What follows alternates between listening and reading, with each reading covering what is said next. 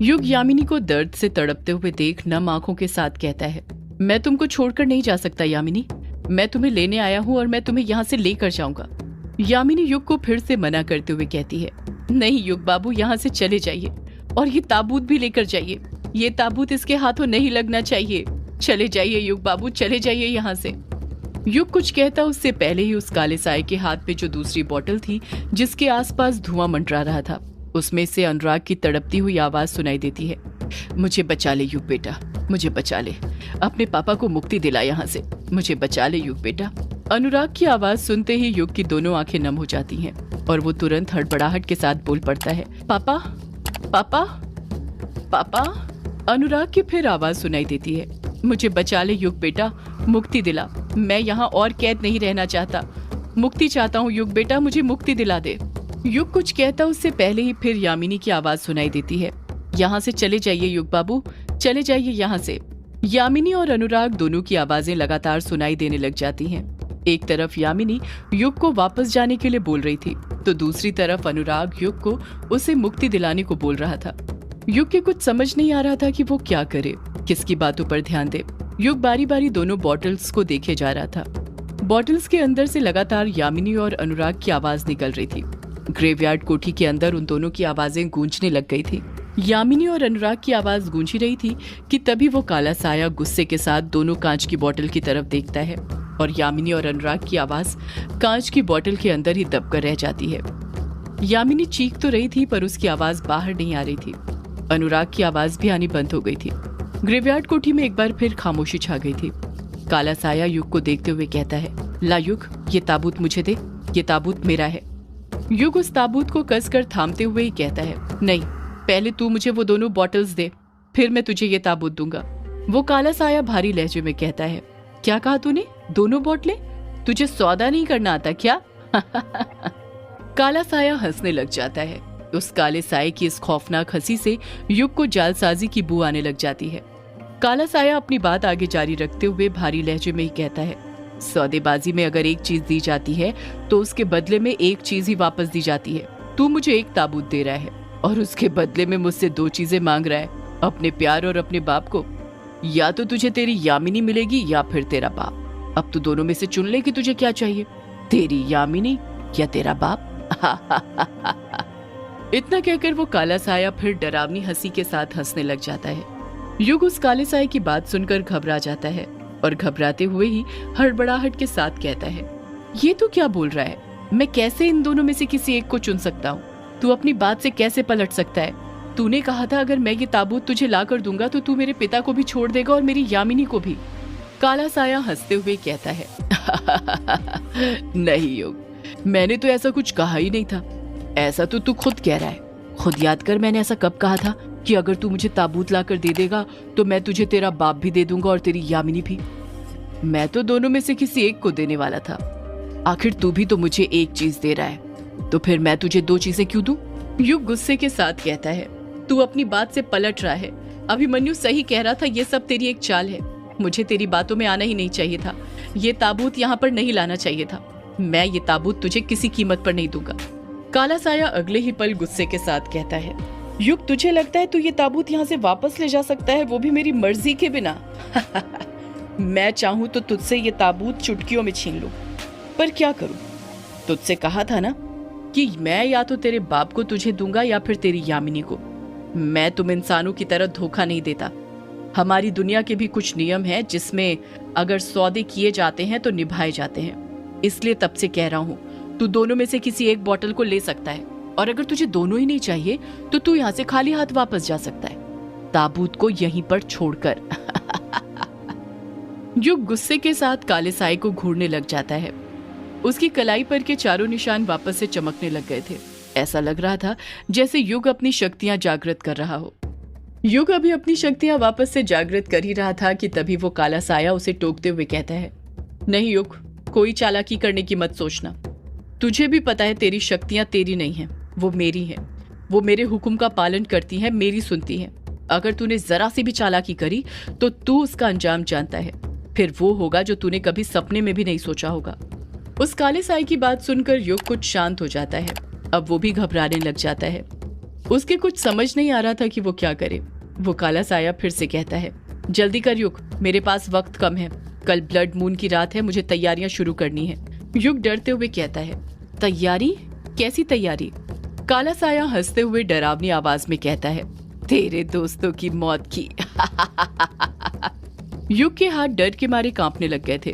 काला साया फिर कहता है, जल्दी चुन युग, बता तुझे कौन सी बोतल चाहिए, तेरे बाप वाली या यामिनी वाली? युग अपनी नजरें उन दोनों बोतलों पर टिका देता है। उसके समझ में नहीं आ रहा था कि वो किसे चुने, अपने पिता को या फिर अपने प्यार को। उसके लिए फैसला लेना बहुत मुश्किल हो गया था। एक तरफ उसका प्यार था तो दूसरी तरफ वो बाप जिसके कारण उसका इस दुनिया में अस्तित्व था।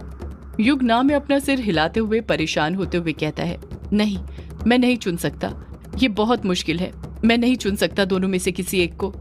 वो काला साया वहां पर खड़ा ही हुआ था कि तभी उसे कुछ महसूस होता है और वो भारी आवाज में बड़बड़ाता है, आजा आजा आजा। युग उस काले साए पर ध्यान नहीं देता है। उन दोनों बोतलों को देखते हुए सोचने लग जाता है कि वो क्या करे। बोतल के अंदर मौजूद यामिनी को तो युग और काले साए की सारी बातें सुनाई दे रही थी, पर यामिनी की आवाज बाहर नहीं जा रही थी।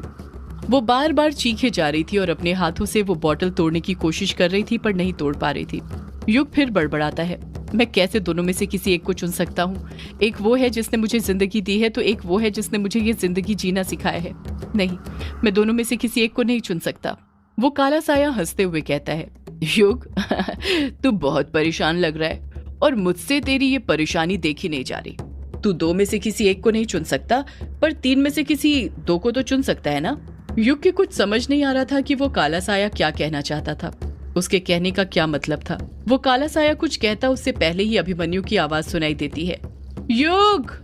जब युग पीछे मुड़ता है तो देखता है कि उसके पीछे अभिमन्यु और कछुआ खड़े हुए थे और दोनों ही बौखलाए हुए थे। हवा में उड़ती हुई उस चीज का पीछा करते हुए अभिमन्यु और कछुआ ग्रेवयार्ड कोठी तक पहुंच गए थे। वो चीज कुछ और नहीं बल्कि ताबूत ही थी जो उन्हें ग्रेवयार्ड कोठी तक ले आई थी। युग उन दोनों को अचानक से वहां पर देखकर दंग रह जाता है। युग हैरानी के साथ कहता है, तुम दोनों यहाँ पर क्या कर रहे हो? अभिमन्यु भी बौखलाहट के साथ युग से पूछ बैठता है, तू यहाँ पर क्या कर रहा है? युग कुछ जवाब देता उससे पहले ही अभिमन्यु की नजर उस ताबूत पर पड़ जाती है और वो समझ जाता है कि युग वहां पर क्यों आया था। अभिमन्यु हड़बड़ाहट के साथ युग से बोल पड़ता है, युग, तू इस काले साए को ये ताबूत देने के लिए आया है, मैंने तुझे मना किया था ना? युग गुस्से के साथ पलट कर कहता है, अभिमन्यु, तू मुझे नहीं बताएगा कि मुझे क्या करना है और क्या नहीं। मैं अपनी मर्जी का मालिक हूँ, मुझे जो अच्छा लगेगा वो मैं करूंगा, समझा? अभिमन्यु खामोश रहता है। वो जानता था ये वक्त युग से लड़ने का नहीं है। कछुआ तो उस काले साए की डरावनी आंखें देखकर इतना डर गया था कि कुछ बोल तक नहीं पा रहा था, बस डर के मारे कांपे जा रहा था।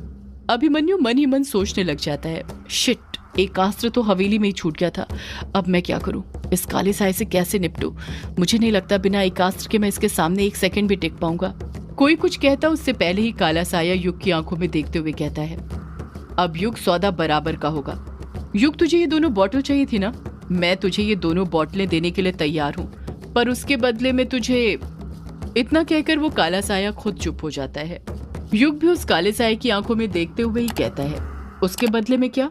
काला साया हंसते हुए कहता है, उसके बदले में तुझे मेरे साथ अपने दोस्तों का सौदा करना पड़ेगा। मुझे अभिमन्यु चाहिए, तेरा दोस्त। जैसे ही युग, अभिमन्यु, कछुआ तीनों ये बात सुनते हैं, उनके पैरों तले जमीन खिसक जाती है। तीनों को सांप सूंघ जाता है। युग हकलाते हुए कहता है, तुझे अभिमन्यु क्यों चाहिए? काला साया जवाब देता है, क्योंकि उसके पास कुछ ऐसा है जो मेरा है और वो मुझे वापस चाहिए। जो अभिमन्यु ही मुझे दे सकता है, वो उसी की बात मानता है। अभिमन्यु समझ गया था कि काला साया एकास्त्र की बात कर रहा था। उसे एकास्त्र में लगा महाडायन का हीरा चाहिए था। काला साया अपनी बात को जारी रखते हुए कहता है, बोल युग, सौदा मंजूर है। तू ही तेरे दोस्त का सौदा कर सकता है। अभिमन्यु तेरी हर बात मानता है, ये बात भी वो तेरी जरूर मानेगा। अगर तूने उसका सौदा मेरे साथ कर दिया तो वो मेरा गुलाम बन जाएगा, फिर वो एकास्त्र भी मेरा होगा। अभिमन्यु खामोशी रहता है क्योंकि वो खुद देखना चाहता था कि युग अब किसे चुनता है, उसके लिए क्या सबसे ज्यादा जरूरी है। कछुआ युग को समझाते हुए कहता है, नहीं युग, ये जैसा बोल रहा है वैसा कभी मत करना, अभिमन्यु का सौदा मत करना। जैसे ही कछुआ ये बात बोलता है, वो काला साया गुस्से के साथ कछुए की तरफ देखता है और अचानक से कछुए के मुंह में ढेर सारा धुआं भरने लग जाता है। जिस कारण कछुआ तड़पने लग जाता है। आह! काला साया कछुए की तरफ ही देखते हुए कहता है, बीच में क्यों बोला तू? कमीने सौदाए, मुझे तेरी जरूरत नहीं है, तुझे तो मैं अभी मार देता हूँ। युग काले साये को रोकते हुए कहता है, मेरे दोस्त को छोड़ दो, उसे कुछ मत करो। काला साया हंसते हुए कहता है, मैं तो खुद शांति से सारा मामला निपटा रहा था। युग, पर तेरे ये दोस्त है ना, तेरे हर मामले में दखल देते हैं। वैसे भी आज खून बहाने की रात थोड़ी है, वो तो कल है, कल बहेगा खून, ब्लड मून। युग उस काले साये की बातों पर ध्यान नहीं देता है, कछुए को सहारा देने लग जाता है। पर अभिमन्यु काले साये की हर एक बात पर ध्यान दे रहा था, उसकी बातें गौर से सुन रहा था। काला साया फिर युग से कहता है, बोल युग, तुझे सौदा मंजूर है? तू ये दोनों बोतलें ले जा, अपने बाप को भी और अपनी यामिनी को भी। बदले में ये ताबूत और अभिमन्यु मुझे सौंप दे। युग खामोश रहता है, कुछ जवाब नहीं देता है। काला साया फिर एक बार युग से पूछता है, बोल युग, सौदा मंजूर है? युग एकटक नजर से अभिमन्यु की तरफ देखने लग जाता है, जैसे वो उससे इशारों में पूछ रहा हो कि वो क्या करे, वो कैसे अभिमन्यु की जिंदगी का फैसला कर सकता है, कैसे उसका सौदा कर सकता है। अभिमन्यु को युग के चेहरे पर के सवाल साफ पढ़ने में आ रहे थे। अभिमन्यु बिना किसी डर के अपने चेहरे पर मुस्कान लाते हुए युग से कहता है, युग, तू जो सौदा करना चाहता है कर सकता है, मेरी ये जिंदगी भी तेरी ही है, तू दोस्त है मेरा, और मेरी जिंदगी पर मेरा जितना हक है उतना ही तेरा भी हक है। जैसे ही युग अभिमन्यु के मुंह से ये बात सुनता है, उसे अपने किए पर पछतावा होने लग जाता है। उसे याद आता है कि अभी कुछ देर पहले वही अभिमन्यु से कह रहा था कि ये मेरी जिंदगी है और मैं जो मर्जी चाहे कर सकता हूँ। अब वही अभिमन्यु उसे अपनी जिंदगी सौंप रहा था, अपना सौदा उस काले साये के साथ करने के लिए तैयार हो गया था। अभिमन्यु युग से बड़े प्यार से कहता है, तू मेरा सौदा कर सकता है युग, अगर इसके बदले में वो काला साया तुझे तेरे पापा और यामिनी को सौंपने के लिए राजी है तो मैं भी इस सौदे के लिए तैयार हूँ। युग अभिमन्यु से कुछ कहता उससे पहले ही काला साया गुस्से के साथ कहता है, जल्दी कर, कल ब्लड मून की रात है, यानी खून की रात है, बोल तुझे सौदा मंजूर है या नहीं। युग फिर कुछ जवाब नहीं देता है। काला साया फिर युग पर दबाव बनाते हुए पूछता है, बोल युग, सौदा मंजूर है या नहीं। कछुआ और अभिमन्यु की निगाहें युग पर टिकी हुई थी, यहाँ तक कि बोतल के अंदर कैद यामिनी की भी। वो भी देखना चाहती थी कि युग क्या फैसला लेता है, अपने प्यार के लिए अभिमन्यु का सौदा काले साये के साथ करता है या नहीं।